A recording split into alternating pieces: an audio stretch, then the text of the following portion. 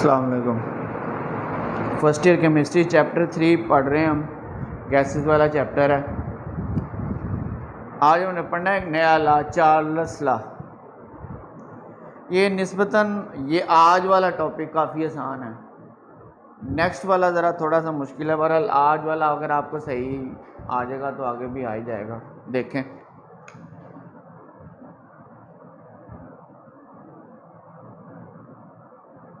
Charles law. इससे पहले आपने बॉयज़ लॉ पढ़ा। बॉयज़ लॉ क्या था? अगर आपके ज़हन में है तो बॉयज़ लॉ क्या था?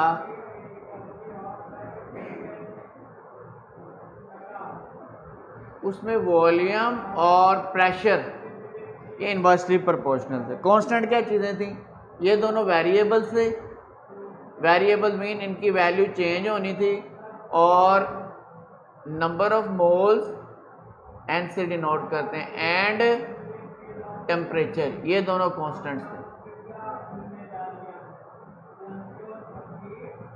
चार्ल्स एक साइंटिस्ट था,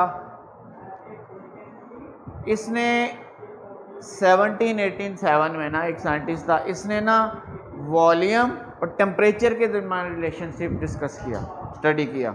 वॉल्यूम और टेम्परेचर, उसने क्या किया था? वॉल्यूम और प्रेशर में, ठीक है। तो इसने क्या कहा, स्टेटमेंट क्या है इस लॉ की?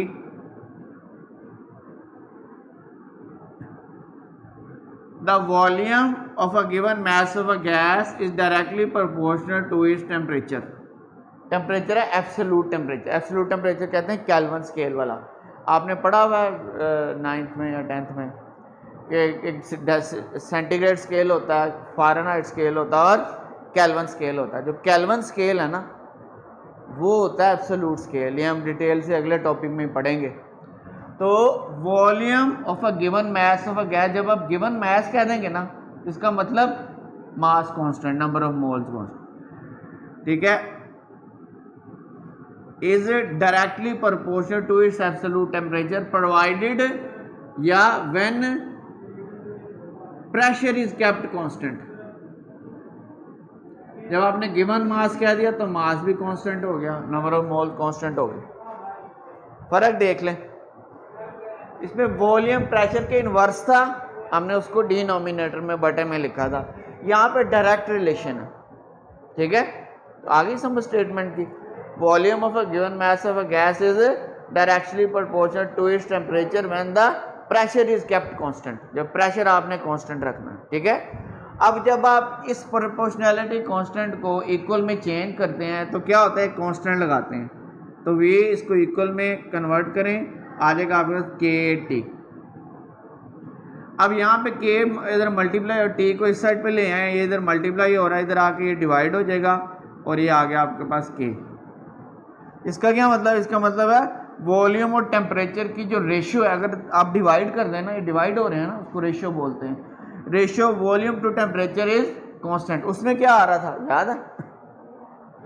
इसमें ये था V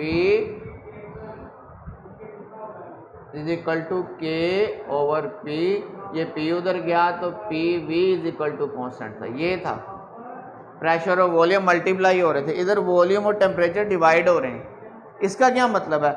इसका मतलब है कि अगर आप वो टेम्परेचर चेंज करें, वॉल्यूम भी चेंज होगा, लेकिन उसकी रेशियो लेंगे तो आंसर कांस्टेंट ही आएगा। मिसाल के तौर पे आपके पास एक गैस है, उसका वॉल्यूम V1 है एट टेम्परेचर T1, ठीक है। इसको आप हीट करें तो इसका टेम्परेचर जो है ना वो T2 हो जाएगा और वॉल्यूम V2 हो जाएगा।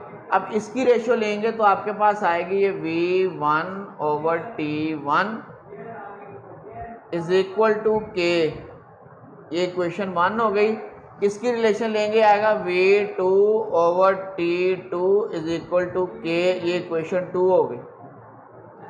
हमने पढ़ा था जब दो इक्वेशन की एक साइड सेम हो जाए तो उनको हम कंपेयर कर लेते हैं, इक्वेट कर लेते हैं। तो ये साइड हम छोड़ देंगे, कैंसिल आउट हो जाएगी, ये दोनों इक्वल हो जाएंगे। तो आपके पास यहाँ से आंसर क्या आएगा? V1 over T1 is equal to V2 over T2। ये है जी चार्ल्स लॉ की जनरल फॉर्म। बॉयज़ लॉ की क्या थी? P1 V1 is equal to P2 V2। यही डिफरेंस है इनमें, उसमें प्रेशर और वॉल्यूम, इसमें वॉल्यूम और टेम्परेचर है। ठीक है, तो अब हम इसकी एक्सपेरिमेंटल वेरिफिकेशन पढ़ते हैं। ये आसान सा है, आगे समझ।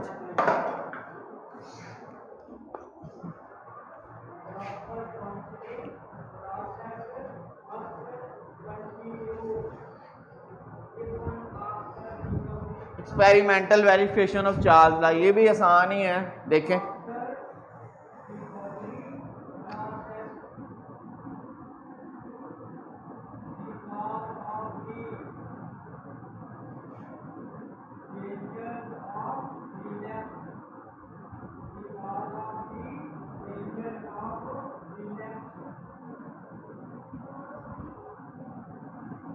इसके लिए देखें, let's say you have a cylinder, आपके पास एक सिलेंडर है, having a gas enclosed it, ये इसका पिस्टन है,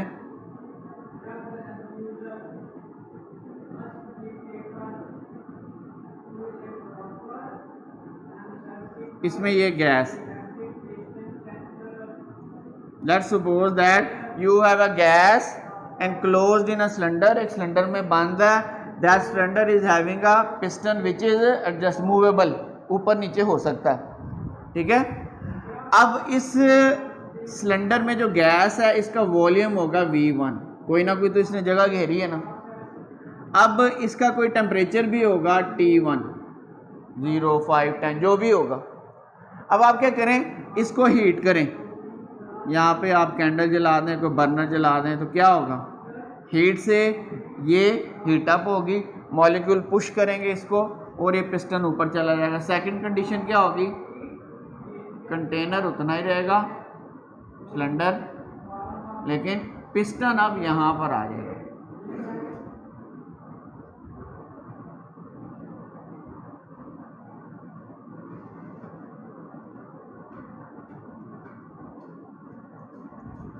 क्या हुआ, टेम्परेचर आपने बढ़ाया तो वॉल्यूम बढ़ गया। यहाँ पे टेम्परेचर T1 था, यहाँ पर टेम्परेचर T2 है और वॉल्यूम इसका V2 है। तो एक्सपेरिमेंट ये बताते हैं कि अगर हम इन दोनों की रेशो ले लें V1/T1, ये इक्वल होगी उसके V2/T2 के, तो इसका चार्ज लॉ वेरीफाई हो जाता है। मुश्किल नहीं, आसान है बिल्कुल। ठीक है, सिंपल सा गैस को हीट करें, टेम्परेचर और वॉल्यूम बढ़ जाएगा, उनकी रेशियो ले लें, इक्वल करते हैं, जनरल फॉर्म आ गई और ये लॉ वेरीफाई होगा।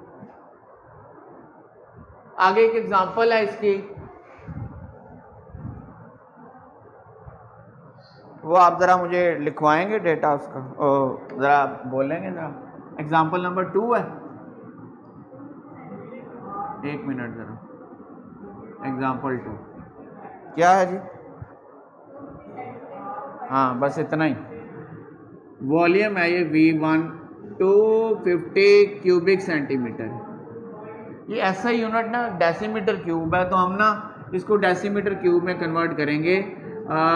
1 डेसीमीटर क्यूब ये 1 लीटर के इक्वल होता है, इसमें 1000 क्यूबिक सेंटीमीटर होते हैं। तो ये छोटा यूनिट है। छोटे यूनिट को बड़े यूनिट में जब कन्वर्ट करते हैं ना, तो इस क्वांटिटी पे डिवाइड करेंगे, तो इसको हम क्या करेंगे 250 डिवाइडेड बाय 1000, तो ये अब इक्वल हो, ये इसके साथ, ये इसके साथ, ये इसके साथ, इस एक की जगह पे आएगा पॉइंट। कैलकुलेटर में भी कर सकते हैं आप, ये आ जाएगा 250 डेसीमीटर क्यूब, या इशारे के बाद 0 कट जाता है, ये इतना भी लिख सकते हैं। ये अब DM क्यूब में आ गई, यानी कि आपने क्यूबिक सेंटीमीटर को डेसीमीटर में क्यूब में अगर कन्वर्ट करना है तो 1000 पे डिवाइड करना है। आगे बोले,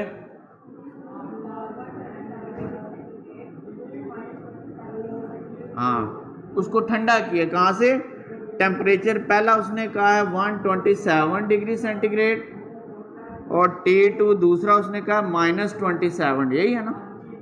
अच्छा, हमने कल भी पढ़ा था कि हमने ऐसा यूनिट लेना, वो केल्विन होता है।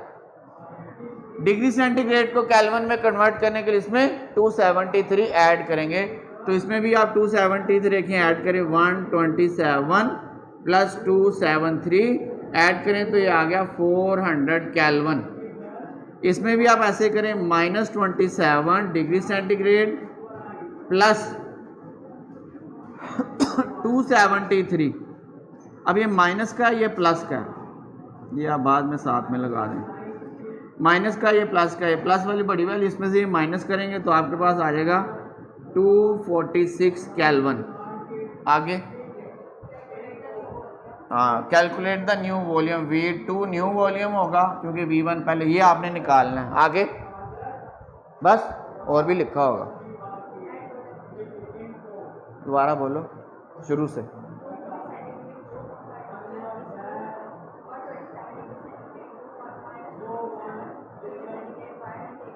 हाँ बस ये मैंने सुना था, bye maintaining the pressure constant. इससे क्या पता चलता है, अभी आपने पढ़ा है चार्ल्स लॉ। चार्ल्स लॉ में क्या कांस्टेंट है, प्रेशर। जब प्रेशर कांस्टेंट हो गया, ठीक है, तो क्या करेंगे, चार्ल्स लॉ अप्लाई करेंगे। ठीक है, चार्ल्स लॉ इज एप्लीकेबल। अब चार्ल्स लॉ की वो फॉर्म क्या थी हमारे पास, V1/T1 is equal to V2 over T2।